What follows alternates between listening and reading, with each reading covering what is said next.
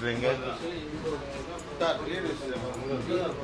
100 ml 75 ml difference 95 அமைச்சர் திரு ஸ்ரீநாத் ராயபுரம் மானிய விலை டீசல் விற்பனை நிலையத்தில் அதிரடி ஆய்வை மேற்கொண்டார். Register எங்க?